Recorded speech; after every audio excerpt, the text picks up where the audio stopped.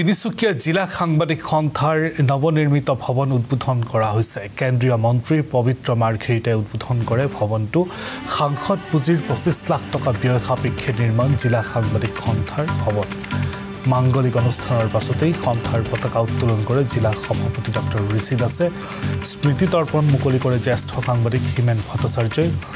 সুধা কণ্ঠ ডক্টৰ ভূপেন হাজৰিকা আৰু জুবিন গাৰ্গক শ্ৰদ্ধাঞ্জলি জনোৱা হয়। অনুষ্ঠানত চাহ বাগিচাৰ শ্ৰমিকসকলক ভূমিৰ অধিকাৰ প্ৰদান আৰু ৬ জনগোষ্ঠীক জনজাতিকৰণ সন্দৰ্ভত পবিত্ৰ মাৰ্ঘেৰিটাৰ মন্তব্য। সকলোকে এই ক্ষেত্ৰত সহযোগিতা আগবঢ়াবলৈ আহ্বান কেন্দ্ৰীয় মন্ত্ৰীগৰাকীৰ।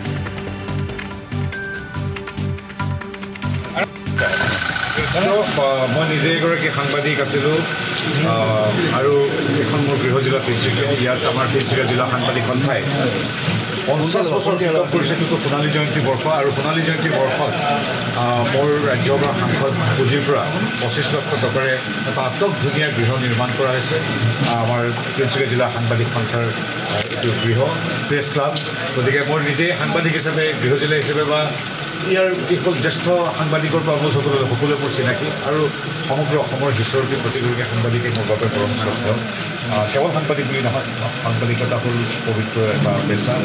গতিকে এটা খুব সুন্দৰ দিন আৰু মোৰ ভাল লাগিছে। একেবাৰে আশীতিকৰ জ্যেষ্ঠজনৰ পৰা একেবাৰে অনুজ নতুনকৈ কেমেৰা লোৱা বা বোম লোৱা অনুজ সাংবাদিকলৈকে সকলো আজি একত্ৰিত হৈছে উখল মাখল কৰি সোণালী জয়ন্তী বৰ্ষত আমাৰ তিনিচুকীয়া জিলা সাংবাদিক সন্থাৰ বাবে মোৰ কিঞ্চিত মানে অৱদানে এতিয়া সকলোৰে প্ৰথম এটা হাঁহি বিৰিঙাইছে।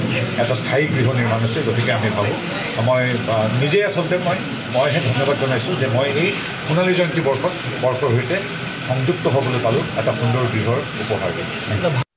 এটা খুব সুন্দৰ সময়ত আপুনি ঠিকেই কৈছে। পৰহিৰ দিনটো আছিল আমাৰ সমগ্ৰ অসমৰ বাবে গুৰুত্বপূৰ্ণ দিন। ২০০ বছৰ যি ইষ্ট ইণ্ডিয়া কোম্পানী, ব্ৰিটিছ ৰাজ বা তাৰ পৰৱৰ্তী সময়ত কংগ্ৰেছলৈকে কেৱল শাসন আৰু শোষণৰ বলি হোৱা আমাৰ চাহ জনগোষ্ঠীসকলে ২০০ বছৰৰ পিছত তেওঁলোকৰ নিজৰ যি ভূমি, সেই ভূমি ডক্টৰ হিমন্ত বিশ্ব শৰ্মাৰ নেতৃত্বাধীন বিজেপি নেতৃত্বৰ চৰকাৰে আজি তাৰ সম্পূৰ্ণ অধিকাৰ প্ৰদান কৰিছে। ৩,৩৩,০০০তকৈ অধিক পৰিয়াল লাভান্বিত হ'ব। ২০০ বছৰ পৃথিৱীত তেনেকুৱা হোৱা নাই যে ২০০ বছৰ নিজৰ ভূমিৰ ওপৰত থকা পিছত হোৱাৰ অধিকাৰ নাছিল।